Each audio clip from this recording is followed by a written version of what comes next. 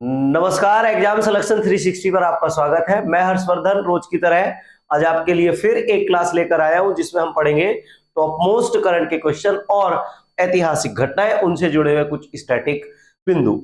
तो सबसे पहले हम आज के कुछ ऐतिहासिक बिंदुओं पर चर्चा करते हैं कि आज के कुछ ऐतिहासिक बिंदु क्या है। 1236 में मुगल शासक रुकनुद्दीन फिरोज शाह की हत्या कर दी गई और इसके बाद रजिया सुल्तान को राजा बना दिया गया। इसके बाद अगली घटना पर आते हैं तो 1877 में मशहूर मुसलमान कवि मोहम्मद इकबाल का जन्म हुआ था। ठीक है, मोहम्मद इकबाल का जन्म आज ही के दिन हुआ। इसके अलावा एक और महत्वपूर्ण घटना हुई कि जूनागढ़ की रियासत का भारत में विलय आज ही के दिन किया गया था। दूसरा एक लास्ट क्वेश्चन है कि आज ही के दिन जो है 2000 में उत्तराखंड उत्तर प्रदेश से अलग होकर 27वें राज्य के रूप में 27वें राज्य के रूप में क्या हुआ था, भारत में सामने आया था। ठीक है, पहले क्वेश्चन पर आते हैं। ओकिनाविशियस टेकड़ी जो एक समाचारों में देखा गया था, ये किस प्रजाति से संबंधित है? तो ओकिनाविशियस टेकड़ी जो है ये एक मकड़ी है और इस मकड़ी को जो है कहां पर खोजा गया है? इस मकड़ी को महाराष्ट्र में खोजा गया है, पुणे में।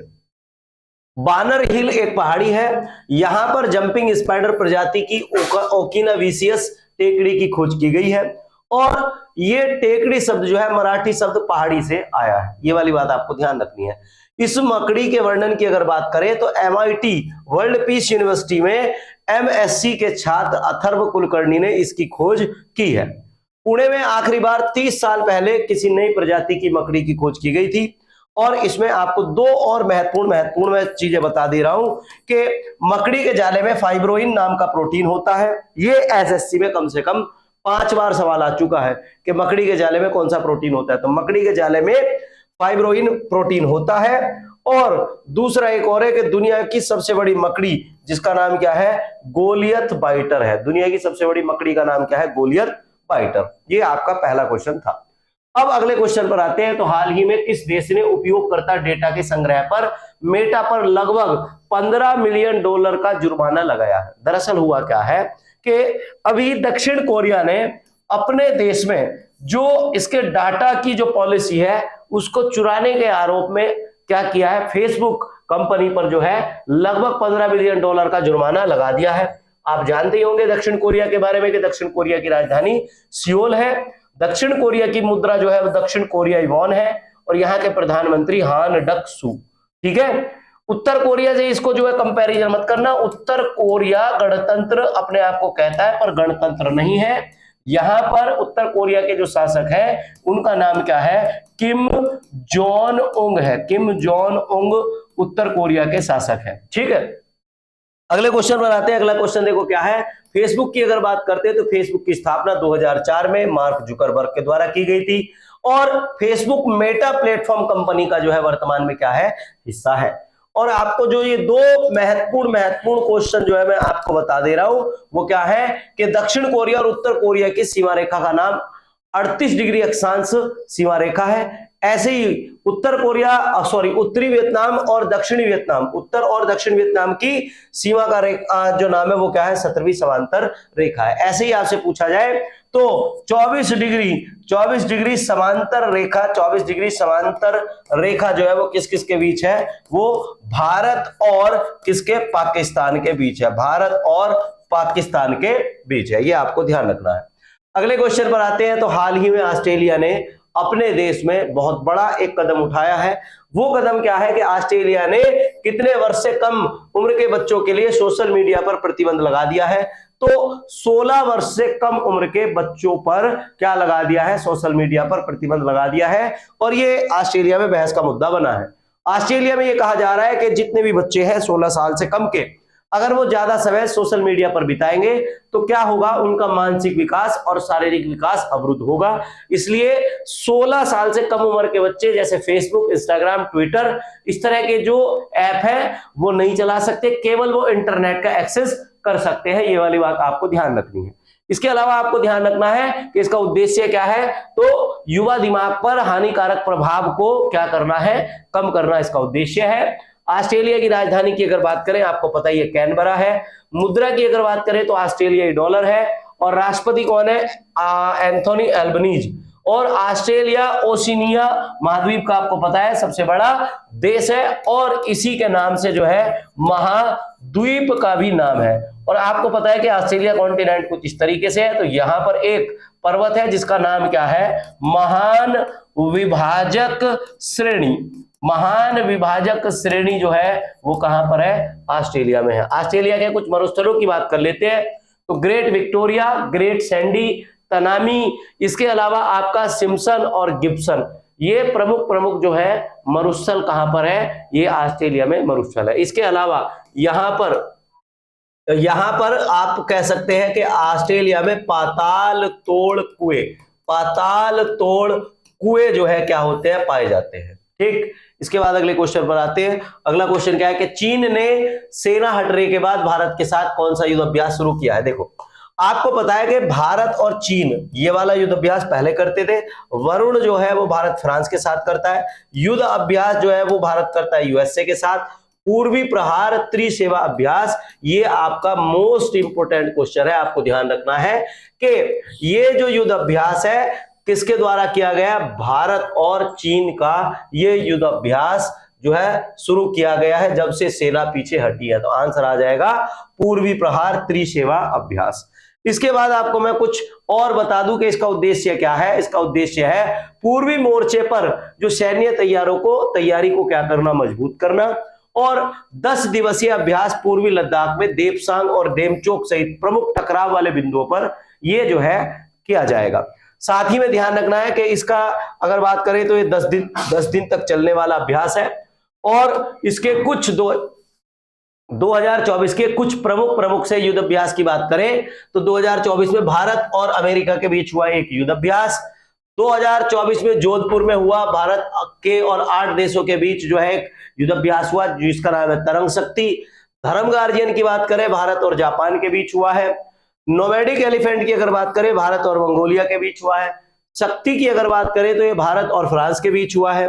मालाबार की अगर बात करें तो भारत, अमेरिका, जापान और ऑस्ट्रेलिया जो क्वाड में शामिल देश है उनका जो है युद्ध अभ्यास है, इसका नाम क्या है? मालाबार युद्ध अभ्यास। कोकण युद्ध अभ्यास भारत और यूके के बीच होता है। अल मोहम्मद अल हिंदी भारत और सऊदी अरब के बीच होता है। गरुड़ शक्ति की अगर बात करें तो गरुड़ शक्ति युद्ध अभ्यास भारत और इंडोनेशिया के बीच। और विनबैक्स युद्ध अभ्यास जो है भारत और वियतनाम के बीच होता है। क्लियर है बात? भारत और वियतनाम के बीच ये युद्ध अभ्यास होता है। अगले क्वेश्चन पर आते हैं। अगला क्वेश्चन क्या है? संकट के बीच किस देश ने मानवाधिकार आयोग के सदस्यों ने इस्तीफा दिया है? दरअसल ये कहना चाह रहा है कि एक देश है जहां संकट चल रहा है, उस संकट के बीच में मानवाधिकार ने जो है क्या कर दिया है? मानवाधिकार के आयोग के सदस्यों ने इस्तीफा दे दिया है। तो आंसर क्या है? बांग्लादेश। बांग्लादेश में तुम्हें पता ही है कि थोड़े दिन पहले क्या हुआ था कि पूर्व प्रधानमंत्री शेख हसीना के इस्तीफे के बाद यहां राजनीतिक अस्थिरता आई हुई है। तो यहां पर क्या हुआ? बांग्लादेश के मानवाधिकार आयोग के सदस्यों ने क्या किया? एक रिपोर्ट जारी की। और अपराधों की एक रिपोर्ट जारी करने के बाद जब भीड़ मानवाधिकार आयोग की तरफ बढ़ी तो उन्होंने जो है उस रिपोर्ट को प्रस्तुत करने के बाद क्या कर दिया? अपना इस्तीफा दे दिया। इसके अलावा आपको ध्यान रखना है कि 10 दिसंबर, कब? 10 दिसंबर को क्या मनाया जाता है? विश्व मानवाधिकार मनाया जाता है। विश्व मानव अधिकार दिवस मनाया जाता है। क्लियर है? ये वाली बात आपसे कई बार पेपर में पूछी जाएगी, कई बार पूछी गई है, तो आपको ये वाला दिवस बिल्कुल ध्यान रखना है। ठीक है, अगले क्वेश्चन पर बढ़ते हैं। तो देखो, इसमें ये भी ध्यान रख सकते हैं कि नेशनल ह्यूमन राइट्स कमीशन के जो हम बात कर रहे हैं किसके दृष्टिकोण से? बांग्लादेश के दृष्टिकोण से। तो बांग्लादेश के एनएचआरसी के अध्यक्ष थे कमाल उद्दीन अहमद और इस्तीफा देने वाले सदस्य कौन थे? मोहम्मद सलीम रेजा, अनीमुल इस्लाम, कोंगजारी चौधरी, विश्वजीत चंदा और तानिया हक। इन लोगों ने क्या किया है? अपना इस्तीफा दे दिया है। बांग्लादेश की राजधानी आपको पता ही है ढाका है, मुद्रा इसकी टका है और यहाँ के कार्यवाहक प्रधानमंत्री कौन है? मोहम्मद यूनुस। और राष्ट्रीय खेल यहाँ का क्या है? कबड्डी। आपको बहुत अच्छी तरीके से सारी चीजों की जानकारी है। ये एक महत्वपूर्ण क्वेश्चन है, आपको ये बिल्कुल जानकारी होनी चाहिए कि सुप्रीम कोर्ट ने किस शिक्षण संस्थान को लेकर अपने निर्णय में बदलाव किए हैं। तो आप कह सकते हैं इसका आंसर क्या है? एएमयू। ठीक है, क्या है इसका नाम? एएमयू, अलीगढ़ मुस्लिम यूनिवर्सिटी। अलीगढ़ मुस्लिम यूनिवर्सिटी को लेकर जो है क्या किया गया है, एक बदलाव किया गया है। और 1967 के फैसले को सुप्रीम कोर्ट ने पलट दिया है और यह कहा है कि इसके बारे में अब हम दोबारा से जांच करेंगे, क्या ये बात सही है, ये अल्पसंख्यक विद्यालय है या नहीं है। मगर सुप्रीम कोर्ट ने इस मामले को सुनवाई के लिए एक नियमित बेंच को भेज दिया है, जिसमें 3 जजों की बेंच तय करेगी कि एएमयू जो है अल्पसंख्यक संस्थान है या नहीं। एएमयू के बारे में आपको मैं बता देता हूं, अलीगढ़ मुस्लिम यूनिवर्सिटी की स्थापना 1875 में की गई थी और इसके संस्थापक आपको पता होगा सर सैयद अहमद खान। और 1920 में इस शुरू में इसको कहा जाता था मोहम्मडन एंग्लो ओरिएंटल कॉलेज और 1920 में इसका नाम बदलकर क्या कर दिया गया था, एएमयू कर दिया गया था। ठीक है, तो एएमयू से आपको जानकारी मिल गई, एएमयू से कई सारे क्वेश्चन बन सकते हैं। अगला, 9 नवंबर को कौन सा दिवस मनाया जाता है, तो 9 नवंबर को आपका राष्ट्रीय कानूनी सेवा दिवस और विश्व उर्दू दिवस दोनों के दोनों दिवस मनाए जाते हैं। क्लियर है, तो ये दोनों दिवस जो है आपके क्या होंगे, मनाए जाएंगे। इसके अलावा मैं आपको बता दूं तो 9 नवंबर को कानूनी सेवा दिवस इसलिए मनाया जाता है कि भारत का एक गरीब व्यक्ति जो कम से कम पढ़ा लिखा है, जिसके पास कुछ भी कोई भी सोर्स नहीं है, वो क्या कर सके, वो उच्चतम न्यायालय में अपनी जो है बात रख सके, उसको न्याय मिल सके, उसके लिए ये दिवस मनाया जाता है। और इसके अलावा यहां यह भी बात की गई है कि अगर किसी व्यक्ति के पास पैसे नहीं है तो उसको निःशुल्क जो है क्या मिले, न्याय मिल जाए, उसके लिए यह कार्यक्रम शुरू किया गया है। अगले दिवस की बात करते हैं तो उर्दू के मशहूर शायर अल्लामा मोहम्मद इकबाल के जन्मदिन के रूप में विश्व उर्दू दिवस मनाया जाता है और इसकी उर्दू भाषा की लोकप्रियता को बढ़ाने के लिए यह दिवस मनाया जाता है। अगले क्वेश्चन पर आते हैं तो एग्री वोल्टेइक खेती क्या है, जिस पर अंतरराष्ट्रीय सौर गठबंधन कार्यक्रम में प्रकाश डाला गया है। अभी बार बार जो है अंतरराष्ट्रीय सौर गठबंधन का जिक्र आ ही रहा है, ज्यादा मैंने इसमें डिटेल नहीं डाली, पर आपको ध्यान रखना है ये क्या है, कृषि और सौर ऊर्जा उत्पादन के लिए भूमि का एक साथ उपयोग, ये आपका एग्रीवोल्टेइक खेती होता है। क्या होता है ये एग्रीवोल्टेइक खेती, आपका कृषि और किसके साथ, कृषि के साथ आपका जो सोलर एनर्जी का प्रयोग करते हैं वो जो है आपका एग्रीवोल्टेइक कृषि होता है। आजकल इस खेती को काफी जो है प्रयोग में लाया जा रहा है। अंतरराष्ट्रीय सौर गठबंधन का 7वां सत्र आपको पढ़ाया गया था अभी, और उसमें जो है ये कार्यक्रम हुआ और इसमें ये बात की गई है कि कृषि वोल्टेइक में सौर ऊर्जा उत्पादन के लिए भूमि का उपयोग करना शामिल है। इसमें सौर पैनलों के नीचे फसलें उगाई जाएंगी और भूमि की दक्षता को अधिकतम करता है और फसलों को छाया प्रदान ये करेगा, और साथ में जो गर्मी से फसलें खराब हो जाती थी उनको बचाएगा और जलवायु की लचीलेपन को समर्थन देगा, और ये अक्षय ऊर्जा उत्पादन को बढ़ावा देता है और हमारी जो फसलें खाद्य जो पैदा करने वाली जो फसलें हैं उनको बढ़ाने में ये मदद करेगा। अगले क्वेश्चन पर आते हैं तो पेरिस मास्टर्स में जीत हासिल कर 2024 का खिताब किसने सुरक्षित किया है, तो आंसर आ जाएगा इसका जेवेरेव। किसने सुरक्षित किया है, जेवेरेव ने इसको सुरक्षित किया है। आपको मैं बता दूं तो इसमें आपके जो स्पेन के कार्लोस अल्कराज है, इसको इसमें इन्होंने हराया और अब जो है कार्लोस अल्कराज से इनकी रेटिंग जो है ज्यादा बढ़ गई है।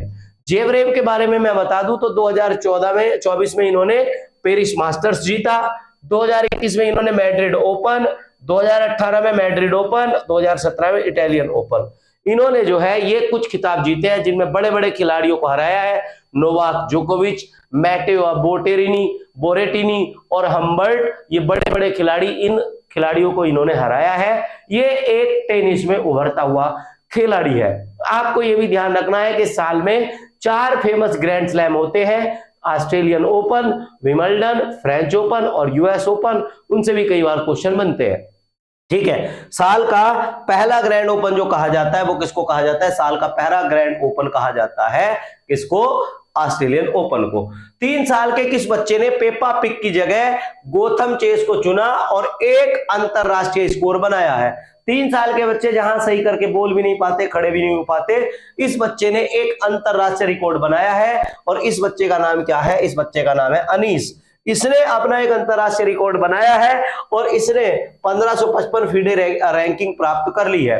और फीडे रैंकिंग में इसने 11 में से 5 स्कोर, पहला क्लासिकल डेब्यू किया, उसके बाद इसने 8 में से 5.5 के साथ 24वें स्थान पर अपनी रैंकिंग पक्की करी।